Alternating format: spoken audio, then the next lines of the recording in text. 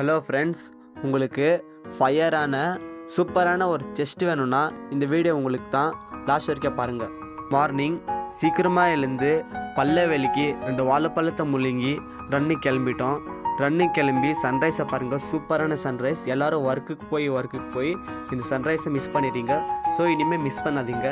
ரன்னுக்கு முன்னாடி வார்ம் அப்பு ஸ்ட்ரெச்சஸ் ரொம்ப இம்பார்ட்டண்ட்டு.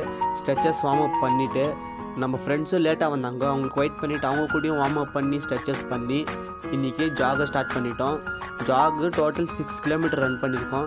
அந்த 6 கிலோமீட்டர் கம்ப்ளீட் பண்ணிவிட்டு புஷ்அப்ஸ் பண்ணோம். புஷ்அப்ஸ் பண்ணி வீட்டுக்கு வந்து 2 முட்டை சாப்பாடு சாப்பிட்டு this is my hidden talent.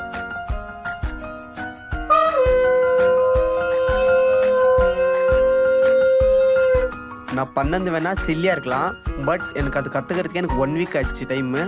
கொஞ்சம் அவுட் சைட் போகணுமாச்சு. போயிட்டு வந்து ஒர்க் அவுட் பண்ண ஸ்டார்ட் பண்ணிட்டேன்.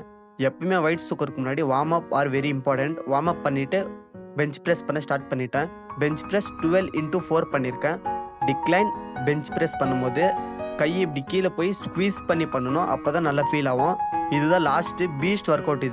இது பண்ணால் உங்கள் செஸ்ட்டு அப்படி பிச்சுக்கும் ஃபயரில்.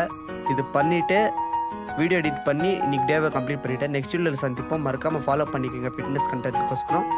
பாய்.